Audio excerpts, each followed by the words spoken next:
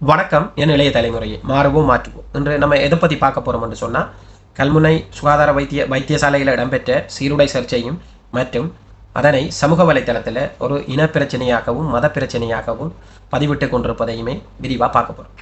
கல்முனை சுகாதார உதவியாளர்களின் சீருடையை சுற்றி இப்போது இடம்பெற்று கொண்டிருக்கும் பெரிய சர்ச்சை ஆரம்பத்தில் பார்த்தால் இது ஒரு சாதாரண சீருடை பிரச்சனை மாதிரி தெரியும். ஆனால் சமூக வலைத்தளத்தில் இந்த பிரச்சனை போகும் விதத்தை பார்த்தால் இது ஒரு ஆடை பிரச்சனையை தாண்டி இனமும் மதமும் பேசப்படும் ஒரு பிரச்சனையாக மாறிக்கொண்டிருக்கு. அதனால தான் இந்த விஷயத்தை கொஞ்சம் நிதானமாக பார்க்க வேண்டியிருக்கு. முதல்ல ஒரு விஷயத்தை நம்ம புரிஞ்சு கொள்ளணும். அரசாங்க வைத்தியசாலையில் வேலை செய்கிற சுகாதார உதவியாளர்கள் எந்த மாதிரியான சீருடை அணிய வேண்டும் என்பதற்கு அரசாங்க விதிமுறைகள் இருக்கின்றன. சுகாதார அமைச்சின் கீழ் பணிபுரியும் சிற்றூழியர்களுக்கான சீருடை தொடர்பாக ஏற்கனவே சுற்றறிக்கைகள் வெளியிடப்பட்டிருக்கு. அப்படி இருக்கும்போது கல்முனையில் ஒரு சீருடை தொடர்பான பிரச்சனை ஏற்பட்டால் முதலில் நாம் அணுக வேண்டியது அரசாங்க விதிமுறையைத்தான். அந்த விதிமுறையில் என்ன சொல்லப்பட்டிருக்கு, அதை நடைமுறைப்படுத்தும் மற்றும் அதை மாற்றும் அதிகாரம் யாரிடம் இருக்கு, இதுதான் முதலில் நாம் பார்க்க வேண்டிய விஷயம். ஆனால் இந்த பிரச்சனையில் சமூக வலைத்தளத்தில் நடந்தது வேற மாதிரியான விஷயம். ஒரு குறிப்பிட்ட வைத்தியரை சுட்டி காட்டி அவர் இனவாதமாக நடந்து கொள்றாரு, மதவாதமாக நடந்து கொள்றாரு, ஒரு சமூகத்திர கலாச்சாரத்தை குறிவைக்காரு என்றல்ல பல குற்றச்சாட்டுகள் அவர் மீது வைக்கப்பட்டன.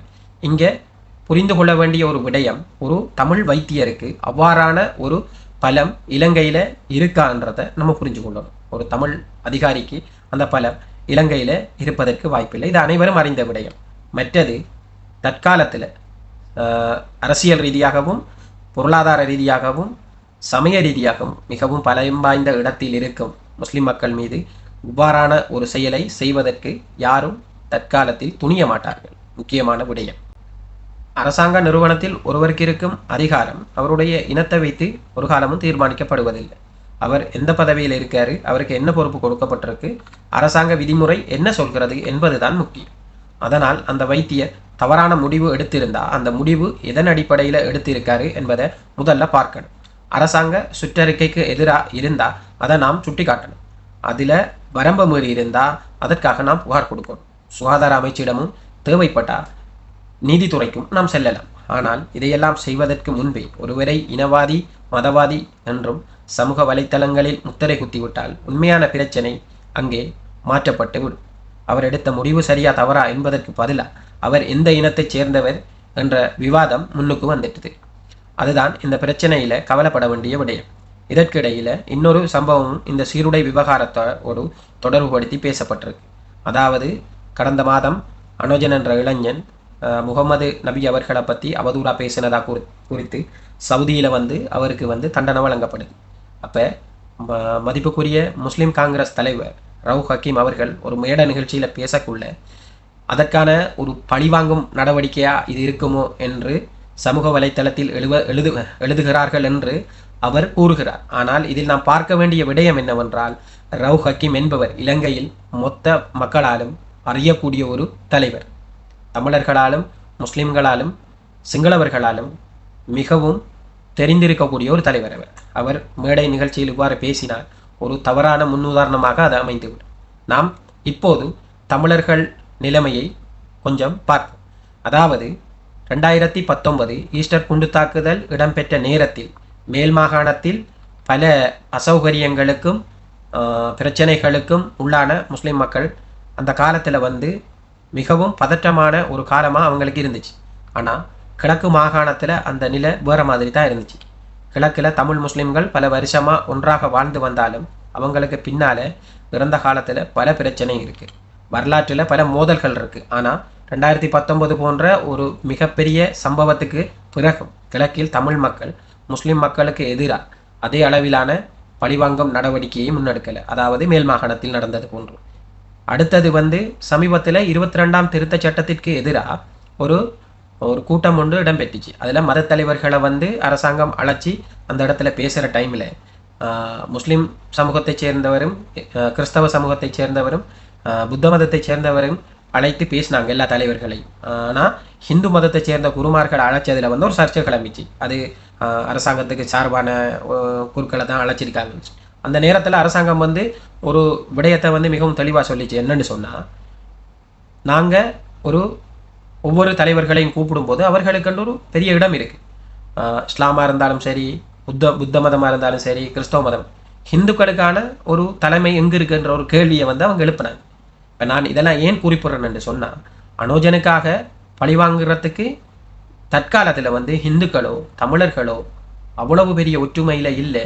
காரணம், இந்த சீருடை விஷயத்தில் வந்து முஸ்லீம் மக்கள் எந்த அளவுக்கு ஒற்றுமையாக இருந்தாங்களோ அந்த அளவுக்கு தமிழ் மக்கள் அனோஜன் விஷயத்தில் ஒரு அமைதி பேரணி கூட நடத்தலை. ஒரு சில இடங்களில் ஒரு சில அமைச்சர்கள் பேசினத்தோட அந்த விடயம் முடிந்து விட்டது.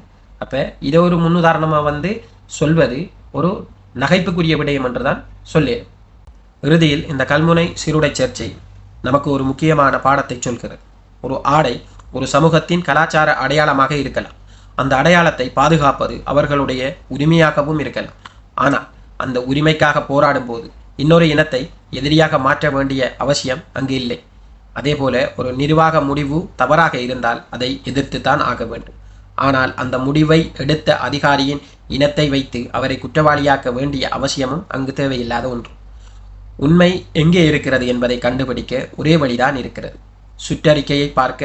சுற்றறிக்கையை பார்க்க வேண்டும், அரசாங்க ஆவணத்தை பார்க்க வேண்டும், யார் என்ன அதிகாரம் வைத்திருக்கிறார்கள் என்பதையும் பார்க்க வேண்டும், என்ன முடிவு எடுக்கப்பட்டது என்பதை ஆழ்ந்து சிந்திக்க வேண்டும்.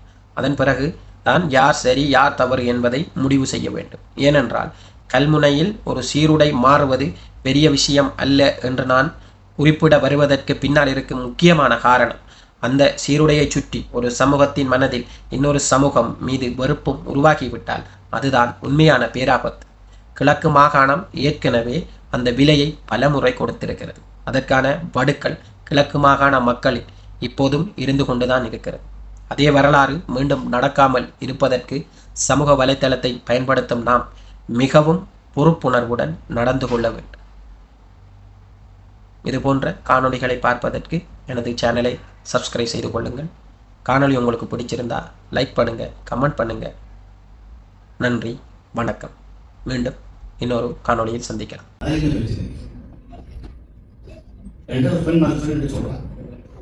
இப்படியான பின்னணியில ஒரு சீருடையில் இப்படியான ஒரு தேவையில்லாத ஒரு விஷமத்தனமான சர்ச்சையை ஏன் உருவாக்குகிறார்கள் என்பது எனக்கு ஓரளவு புரிகிறது.